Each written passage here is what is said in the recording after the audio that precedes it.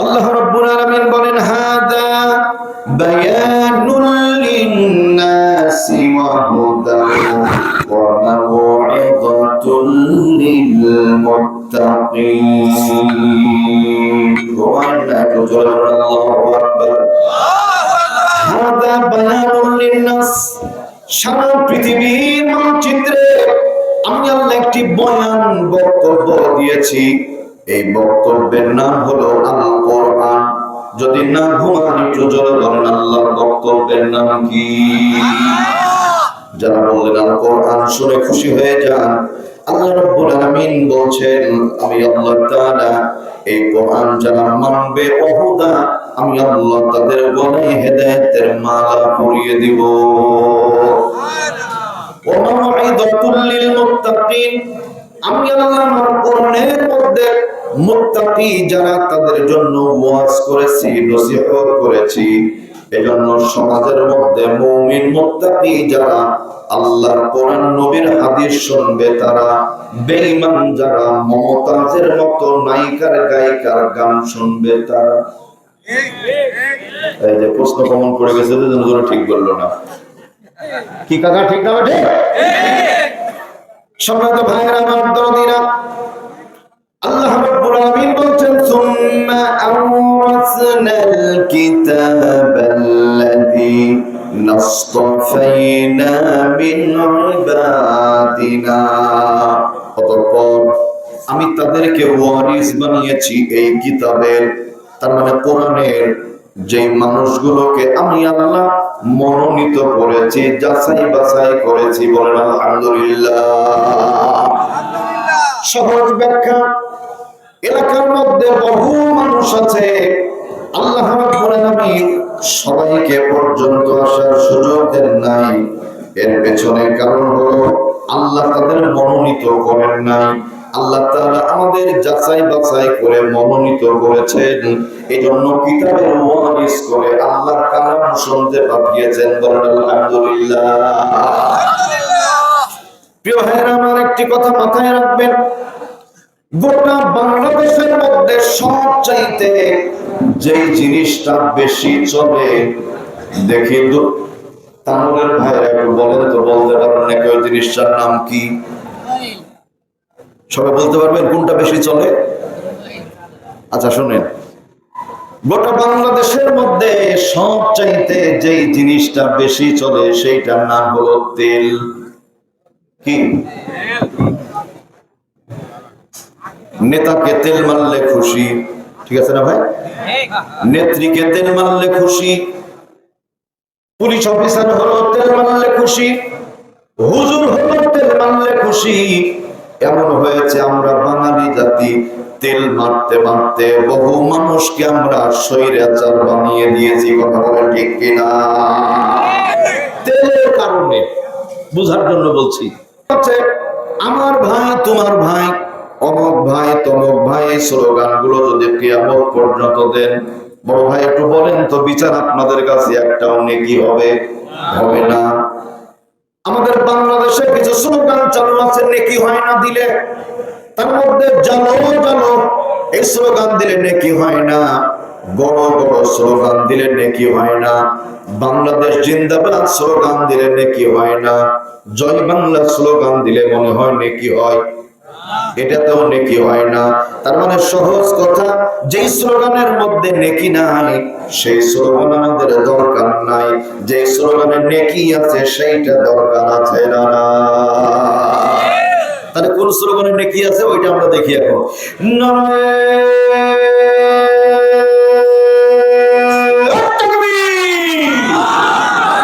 লিল্লাহি তাকবীর,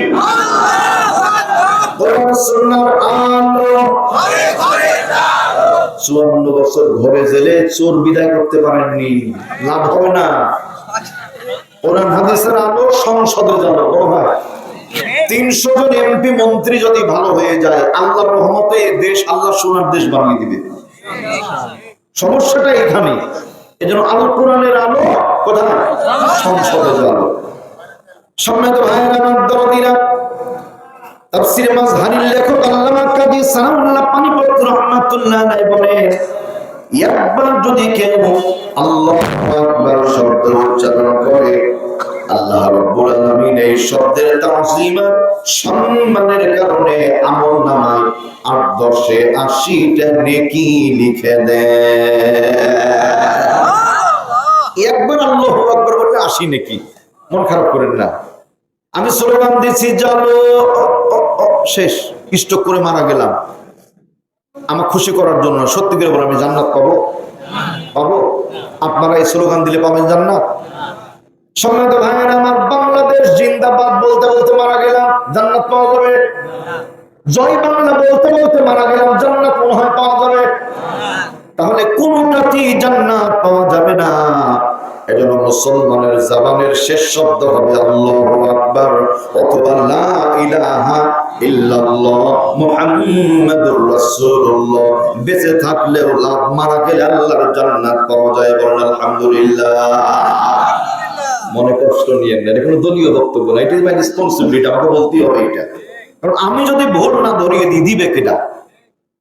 পরিচয় ভাইয়েরা আমার, এই জন্য আল্লাহ পাক বলেন দুনিয়ার মানুষ শোনো, সমাজের মানুষ বড় তেল মালিশ করে, স্লোগান দেয় আমার ভাই তোমার ভাই। আমি জানি তোমরা এটা বললে খুশি, আমি আল্লাহ স্লোগানের ব্যবস্থা রেখেছি তোমাদের জন্য।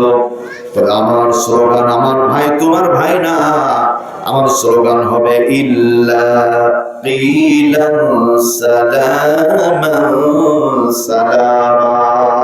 আল্লাহু আকবার বলেন। কোরআনে কারীম ২৭ নম্বর পারা ১৪ নম্বর পৃষ্ঠা, সূরার নাম সূরাতুল ওয়াকিয়া। আল্লাহর হুরে গিলমানগুলি যখন আসবে আপনাকে আমাকে সালাম দিবে আর বলবে আসমান জমিনের মালিক আল্লাহর পক্ষ থেকে তোমাদের জন্য সালাম, শান্তি আর শান্তি। এটা খুশি হয়ে বলা যাবে কি আলহামদুলিল্লাহ? একান্ত আপন জানেন আমার আল্লাহ রাব্বুল আলামিন বলেছেন وَتَمَّتْ كَلِمَةُ رَبِّكَ صِدْقًا وَعَدْلًا لَا مُبَدِّلَ لِكَلِمَاتِهِ وَهُوَ السَّمِيعُ الْعَلِيمُ। আল্লাহু আকবার বলেন। وَتَمَّتْ كَلِمَةُ رَبِّكَ صِدْقًا, আমি রবের কথা সব চাইতে সত্য কথা। ২ নাম্বার ওয়াদলা, আল্লাহর কথা বলি ইনসাফপূর্ণ কথা। আলহামদুলিল্লাহ বলেন ভাইরা আমার। তাহলে আল্লাহর কথা সত্য কথা, কোরআনে কারীমের চাইতে সত্য কথা জগতে আর কিছু হতে পারে না। রাসূলের হাদিসের চাইতে সত্য কথা আর কিছু হতে পারে না। ২ নাম্বার ওয়াদলা, খেয়াল করেন, নিজের পক্ষের লোক যদি হয় অপরাধ করার পরেও গায়ে বাতাস লাগিয়ে ঘুরে বেড়ায়, অন্য পক্ষের লোক যদি হয় অপরাধ না করার পরেও সাইদি সাহেবের মতো জেলখানায় দিন কাটায়। আল্লাহ রাব্বুল আলামিন বলছেন এটা কেন? এটার পেছনে একটাই কারণ, ওয়ামা নাকামু মিনহুম ইল্লা আইয়ুমিনু বিল্লাহিল আজিজিল হামিদ।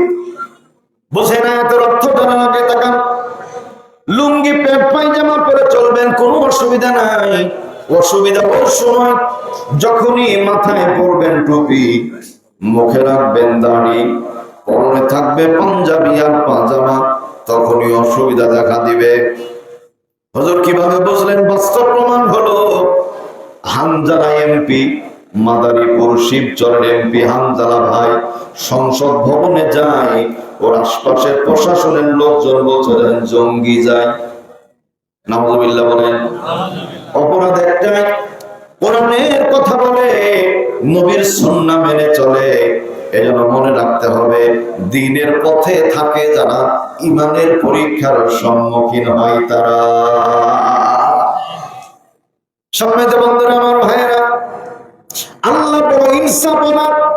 হিন্দুকে খাওয়ান, বিধর্মী যত আছে সবাইকে আল্লাহ খাওয়ান পরান, মুসলমানদেরও আল্লাহ খাওয়ান পরান। এর পেছনে কারণ হলো আল্লাহর নাম 2টা এখানে খেয়াল করেন। 1 নাম্বার বিসমিল্লাহির রহমানির রহমানির রহিম। রহমানের দয়া সারা পৃথিবীতে কিয়ামত পর্যন্ত থাকবে। সকল শ্রেণী পেশার মানুষ রহমান নামের দয়া পাবে, আর রহিম নামের দয়াটা শুধু হাসরের ময়দানে থাকবে। শুধুমাত্র ঈমানদার যারা তারাই রহিম নামের দয়া পাবে, রহমান নামও থাকবে না, ওইখানে দয়াও কেউ পাবে না। এজন্য সাবধান, এখন পার হওয়া যাবে, পরকালে পার হওয়া যাবে না। প্রিয় ভাইরা আমার, এবার 3 নাম্বার আল্লাহ পাক বলছেন, লা মুবাদদিলা লিকালিমাতিহি ওয়া হুয়াস সামিউল আলীম।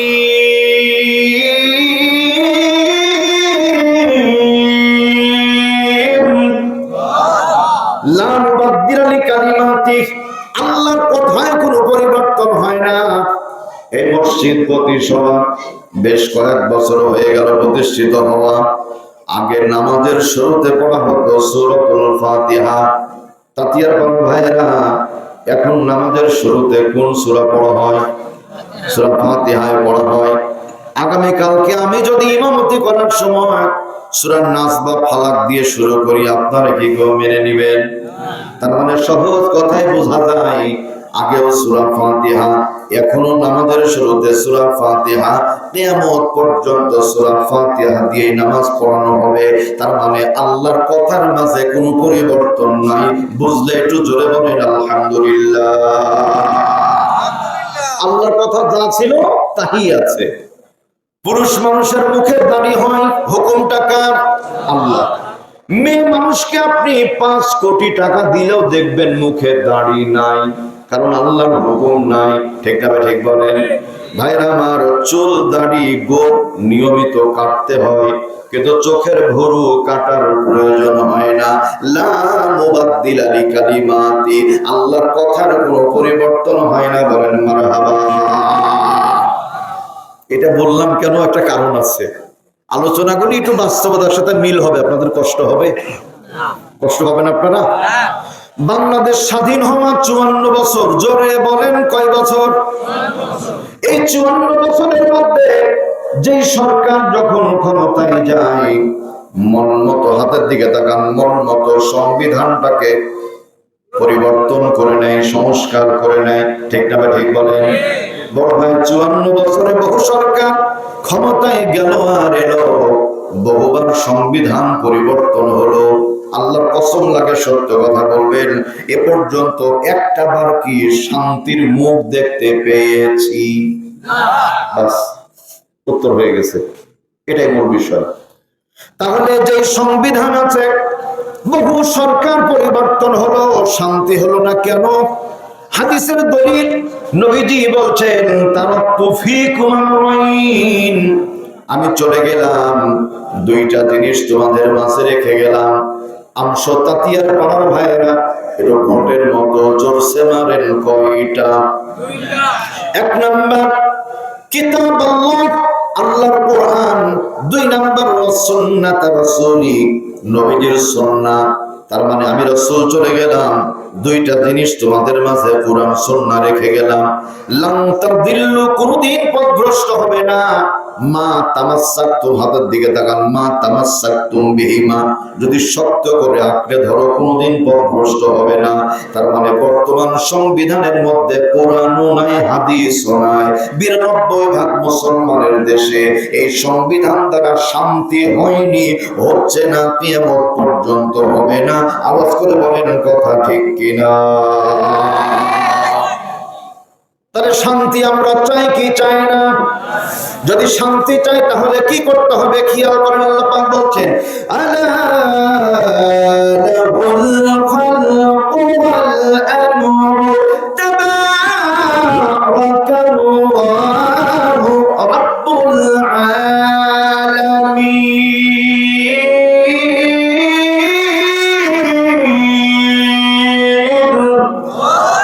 সৃষ্টি যার, বিধান চলবে তার। সুতরাং আল্লাহর কোরআন, নবীর হাদিস যদি সংবিধানে সংযুক্ত করা হয়, আল্লাহর মেহেরবানি, শান্তি দিবেন কে? আলহামদুলিল্লাহ বলেন। বাস্তব প্রমাণ খেয়াল করেন, মক্কা এবং মদিনায় হাজার হাজার চালু নাই, আইন চালু আছে মাত্র তিনটা। মহব্বতে বলেন কয়টা? এক নাম্বার, চুরি করলে হাত কেটে দেওয়া হয়। মক্কা এবং মদিনায় নামাজের সময় যখন হয়ে যায়, মানুষজন দোকান খোলা রেখে নামাজে চলে যায়। সোনার দোকান, হীরার দোকান, চাঁদির দোকান খোলা রেখে চলে যায়। আল্লাহর মেহেরবানি, চুরি চামারি হয় না। তার কারণ চুরি করলে হাত কেটে দেওয়া হয়। জানের ভয়ে কেউ চুরি করে না, বলেন আলহামদুলিল্লাহ। দুই নাম্বার, কেউ যদি জেনা করে, ব্যভিচার করে, বিবাহিতা নারী পুরুষ যদি হয়, শরীয়তের বিধান হলো মাজা পর্যন্ত বা বুক পর্যন্ত মাটির নিচে পুঁতে দিয়ে, গেড়ে দিয়ে, দূর থেকে পাথর মেরে মেরে ওজন করা, হত্যা করা। ও ভাইরা আমার, আমাদের এই কি বলে তানোর থানার মধ্যে যদি নারী আর পুরুষ এবং জেনাকারিনী পাওয়া যায়, মহল্লার যিনি দায়িত্বশীল আছেন তিনি মাইকিং করে দিবেন। Electric media, printing media, social media সব থাকবে, বিচারক মন্ডলী থাকবে, মহল্লার মানুষজন থাকবে। নারী পুরুষ, বিবাহিত বিবাহিতা দুইজনকে যদি জনগণের সামনে হত্যা করা হয়, জেনা বন্ধ হবে, ধর্ষণ বন্ধ হবে, ইফটিজিং বন্ধ হবে, মায়ের চোটে যুবকের স্বপ্ন দোষ পর্যন্ত বন্ধ হয়ে যাবে। বড় ভাই ঠিক আছে না কথা? একবারে খাপে খাপ।